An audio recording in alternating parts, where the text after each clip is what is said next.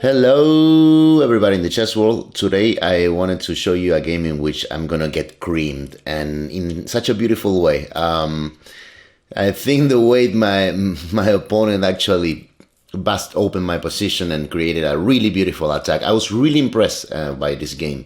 So I wanted to show you because then when I came back home and I checked it with a computer, the lines that were in play the alternatives were amazing. So I'll show you the whole game because the main chaos leading to the big attack for my opponent came pretty soon. So I was white in this game. My opponent, as usual, no names, as my opponent might not want to be mentioned. So I played e4 and he won c5. So I guess, it's really normal for me to go for d5.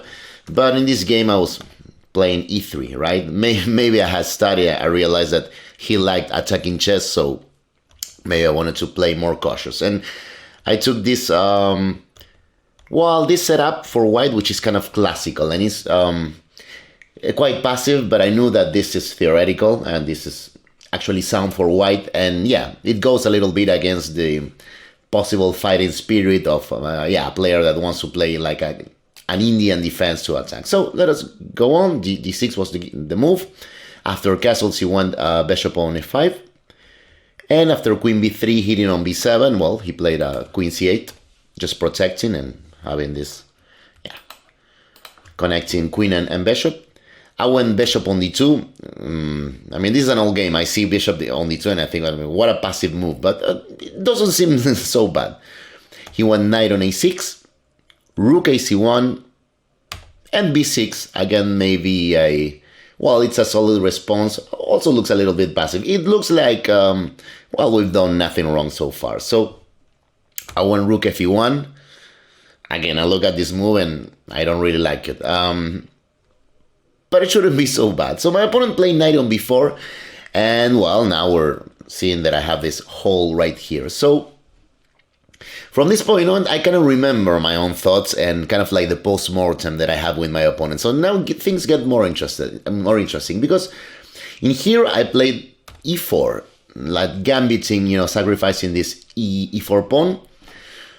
Probably not a good move, but it's decent. My opponent thought for some time and he rejected the gambit. I think he could have taken this. My idea, of course, was to take and play knight on g5. Here, he can come back, but I can play bishop on f3 now, but maybe even exchange and playing bishop on f3 while, hitting right here, looking at this. The knight is kind of active, the e4 square is mine, this might fall. Again, I'm not sure if objectively this is so good, but it made sense, the pawn sacrifice. Maybe my opponent saw the same thing, and that's why he played bishop on g4. And you can see here, bishop on g4 is an attractive move for black because they can always now take on f3, and I won't be able to recapture naturally with the bishop because, knight d3, hitting both rooks will be a strong answer. So bishop on g4 is not so bad. I decided to close it up with d5 and allow this. And he did. He played bishop takes, g takes, and he went queen h3. Again, you can see this guy was really like attacking, the opponent's king. So, I played a3. This is the move that I, of course, foreseen, I had foreseen.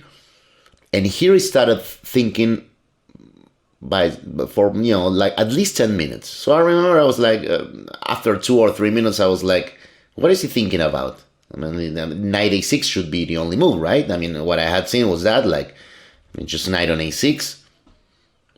What else? And actually, this position should be very interesting for black. I might even rather black here, but the minutes went by, and I was like, what could he possibly be thinking about? And at some point, I was like, oh, is he actually thinking about playing knight on h5 with attack? With this idea with the queen, the knight comes here, the bishop here. So I remember I was thinking about this, and I was like, what do I do after knight h5? Is that possible? Or let us better say, in case of knight on h5, can I take that knight on b4? So while he was thinking here, again, probably pondering between knight on h6 and knight on h5, I thought, well, if knight on h5, I think I can take that knight, because then I'll have this resource of bishop on f1, winning the tempo or the queen. And even if he takes my f3 pawn, then I'll have bishop on g2. It should be super solid. So in the end, he did play knight on h5. And it's funny because this move is losing for black, but I'm really thankful that he played it, because it really, after some mistakes that I made, it led to a really brilliant and beautiful attack. So this was kind of, I went into lazy mode, because I let out bishop on f1, which of course is the move. This is the good move. He played queen on h4, and I took the knight. And I am winning here, but he did play bishop on e5, which is probably the best attacking move. And here I went into lazy mode, because I pretty quickly played the, already foreseen move, the defensive move, bishop on g2, which is, it's a bad move. He deserves at least one question mark, because h3 was definitely much better. I mean, this is clearly winning. And I didn't play that because I saw this resource bishop on h2 check. I thought this is what he was kind of aiming at, but I should have played this, because, I saw king g2. I wasn't even sure what was going on here. Maybe f5 now. I was like, I'm not in control now. And I think according to the computer, this is totally winning for white, but this is really starting to look awkward, right? But I guess I should have seen that I could just, take the bishop, because after queen takes f2 check and bishop on g2, queen takes d2, and even knight e2 preventing queen on f4 check.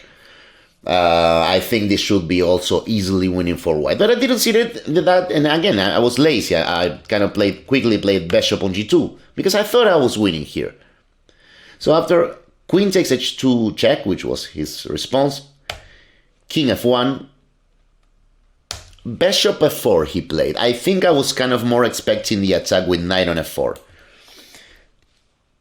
which obviously makes no sense, because I can take it. But even if I probably saw bishop on f4, I was like, we look at this position and we realize that, I probably was already regretting not going into the h3 line, because this is tricky.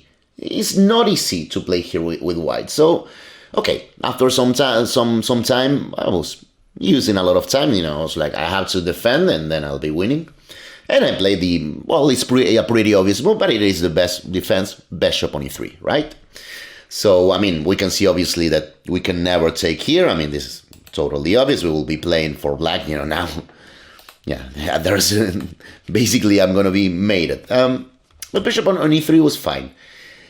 And yes, f5 was his response. And now things are really starting to get really complicated. And this is the first moment where I'll ask you to pause a video and think, because really it's not easy to defend here with white. So try to find the best defensive move. Pause a video and think. Well, so far so good. Knight on e2, again, pretty obvious move. It is quite obvious that white needs this knight here, trying to control all of these squares for the defense. So still not so hard, but the thing is, after he just played f takes on e4, I realized that, the evaluation should be totally unclear. What happened? I was like kind of winning, and I just had to defend, and then I'll be winning. But after here, I was like, here I thought like for 15 minutes, 20, I was mainly deciding in the fact that I can either take, f takes e4, or maybe I could take on f4. Intuitively, it feels like as though if we take on f4, we're playing for the enemy. In the end, I played f takes on e4, which I wouldn't say it's a bad move. But it is slightly dubious, because I missed the opportunity of, I had a nice position after the move bishop takes on f4. This was best. I can show you right now that this was really not easy to calculate. This was one of the problems, because, okay, let us start by, there were alternatives. I could have taken on f4 also with the knight and with the bishop. So let's start with knight takes on f4. And of course, what I saw during the game is, yeah, he's always taking with the rook. This is one of the problems. He's maintaining the attack, so now he has the pressure over the f-file. And of course, yeah, anytime I take on f4, this knight gets into the key square, which combined with his beautiful queen on h2, yeah, my king on f1 is really suffering. However, it was possible to take bishop takes on f4, and after knight takes, playing, this is the only move in the whole board, is rook takes on e4. This line is probably unclear, kind of slightly sort of equal for the computer. Queen takes g2 check and king e1 and rook on f8 is an unclear position. As it is, well, I think computer even prefers knight takes on g2. I think during the game I was kind of more looking at this line, and I thought, well, I'm not losing, but it is still unpleasant. So going back, bishop takes on f4 was the key, but again, it was not easy to calculate because, yeah, again, I saw he's going to recapture with the rook, and I see now that, again, I can never play knight takes on f4. However, in that case, I could take on e4, and after, yeah, rook af8, this is one of the problems. He's doubling up and going with the whole pressure, you know, on f2. But now I should take that knight because, of course, yeah, after knight takes, at least I have queen on g3, and this, I mean, this is, yeah, kind of, I think it's an advantage for me because after queen takes, pawn takes, he does have this knight on h3 check, which is winning the bishop because, well, if king on e2, rook on f2 check and taking the bishop. I think computer was recommending something bizarre, like bishop on f3, knight g5 first, although rook takes f3 check is a move. Maybe knight on g5, and let us say king g2 takes, rook e3 with a clear advantage for white. Okay, purposely not showing some of the alternatives. As you can see, it was really complex position. This should be roughly the way to get an advantage, clear advantage for me. Really not easy at all. Let us go back, because in here, as I said, I did not take on f4. I played f takes on e4, which, well, I mean, I actually missed my opponent's response. And again, I think that there's only one move for black here not to lose. This is the other thing. I think during the game I thought not only I wasn't really able to properly calculate or safely, you know, be sure that my calculation in case of taking on f4 was good, but the thing is, after f takes on e4, I was like, so, I mean, what does black have? So try to find the best move for black. It is, I think it's a double exclam for black, and it's the only move to really keep the attack going. So Pausethevideoandthink. So, well, I would like to see a photo of my face when I saw bishop on g3 double exclam by my opponent. I don't think it's a double exclam because the move is so difficult, but it's really beautiful. I mean, and again, we'll compare the other lines that I show with this. The themes are basically always there, you know, the square on f4, the queen, the attack, the f-file. And once again, I'm going to ask you to pause the video and think, because how would you defend this position with white? What would you do? Pause the video and think.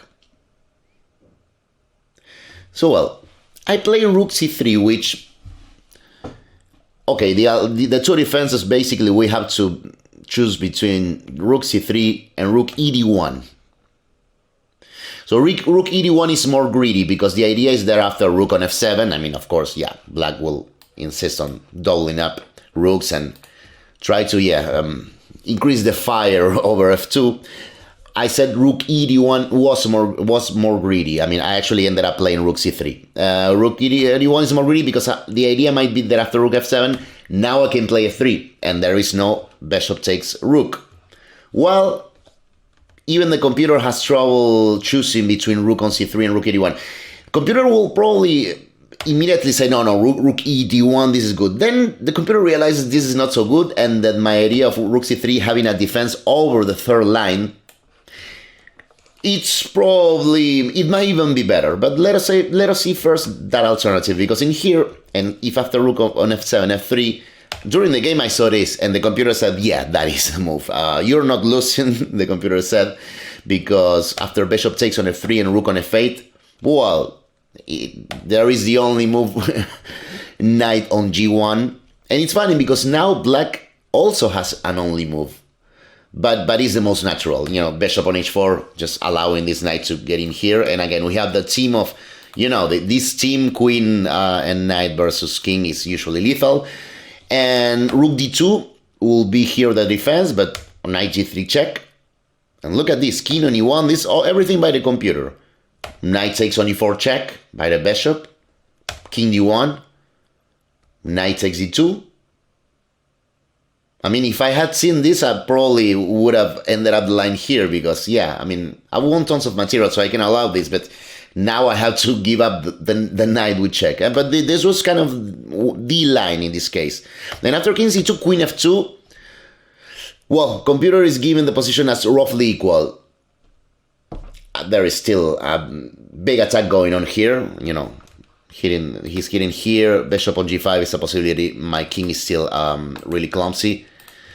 I don't know, again, probably if I had seen this line, which I don't know if I saw that, probably not, maybe I would have rejected it. But so, I won't criticize myself for playing rook c3 because this is an interesting move and it's an interesting defense. The problem is that I did not find the only defense afterwards. So, rook f7, again, as we said, this was black's plan, after the whole combination and the idea behind bishop on g3. So g3, this bishop here is quite solidly defended. This is why, again, and you'll see that this has a lot to do with, the third rank. But yeah, now, I mean, if I do nothing, rook a8 is just winning because there's a big fire still over f2. And here is where I made the decisive mistake. So there is only one defense for white here. I totally failed seeing that, but I'll give you the opportunity to see that. So pause the video and think. Okay, so I'm gonna show you first my big mistake, and then I'll show you the only defense. So I got desperate here, and I found nothing better than bishop takes on c5, which is losing. Of course, my idea is I wanted to open the defense over the third rank. I mean, also I saw no way of protecting f2, after rook a8. So I was like, okay, let us just go bishop takes c5. But he played just b takes e5. And here, well, I realized that the most logical knight takes on g3. Well, like once again, the knight gets in, and this was probably the best line. I'm still losing. I have bishop on f3, but knight on h3, black is totally winning. But that is why during the game, instead of resigning, I played rook takes g3. But I mean, he even played rook a8, really precise. He's just not going to take the exchange and give me the defense. And now, well, there was basically nothing to do. Oh, just a little detail. Another plus and another, I think that my opponent should get good remarks, because one of the things that I missed was that in this position, remember here after I play rook takes g3, he played rook a on f8. And one of the lines that I had missed previously in the defense is that, well, I thought, rook f3 will be a defense here. But only here I realized that he can just take it. And after bishop takes, he has this queen on h3 check.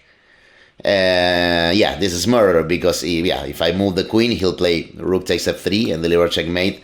And of course, now blocking the check just drops the queen. So once again, the virtue of my opponent playing really precise and taking advantage of all the assets in the position. I mean, I got nothing here. So basically, I mean, for example, there's really nothing. I played queen e3, but of course he just took on f2, queen takes, knight takes, g3, and after knight takes, well, he could even afford to play this. Instead of resigning, I took here and here, but after check and check followed by queen takes e5, I resigned. But so you can see now how devastating this line was. So really, really difficult. So I want to go back to this moment, this right here. So, well, if any of you found the only defensive move, well, that's really strong. I mean, of course, this is not an easy move, because it's, again, to me, it's double exclam. bishop on f4 was the only way to save the game, or at least to try and save the game for white. I think objectively I was saving the game here, and it's beautiful because in here, okay, I'm forcing there's only one move for black, the usual suspect, just playing rook takes on f4, giving up the exchange. But previously when we saw that black always took with the rook on f4, it was because, well, they want to sacrifice the exchange so they can, access f4 with the knight. Again, this team. In this case, it's just the only move because the other two captures lose. So that's the thing. I mean, of course, knight takes on f4, rook takes g3, and there's nothing left for black. Let us say, well, if they take on g2 and queen checks, knight g1, white is winning. And, well, here we can appreciate the fact that in here I played, rook c3 instead of rook e1, once again, because the thing is, after bishop on f4, bishop takes on f4, it's not possible because of rook on h3. Just trapping the queen. So, that's an interesting detail. However, well, let us see the correct and only move is rook takes on f4. And it still looks ugly for me, but now at least I get to play knight takes on g3. So now I get to play take on g3 in a healthy way. This was the only defense. And after rook on f8, just insisting on the fire over f2, well, at least I had the rook on f3 here. So, it's this position is okay after knight takes on g3 check and f takes g3. As in the game, black does have this resource of queen takes g3, again a pretty move because of the pin, and the absolute only move here is rook e3, but now the position is unclear, and white is definitely not losing. So well, again, going back, what can I say, just everything was losing here. After I played bishop takes on c5, there was no way.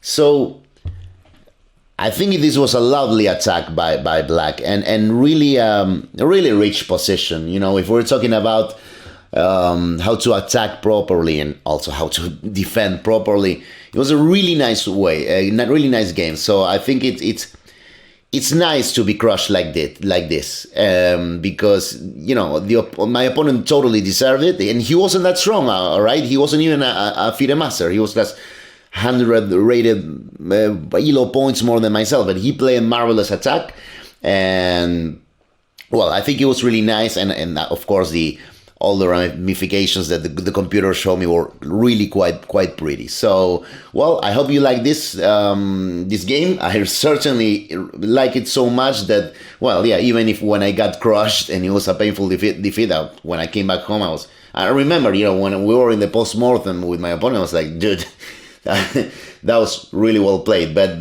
this bishop on f4 resource, defensive resource by the computer, also it was really impressive for me. So, well, as usual, I'll leave Citronetta to ask you to like, comment, share, and subscribe. And so thanks a lot for watching, and I will see you next time.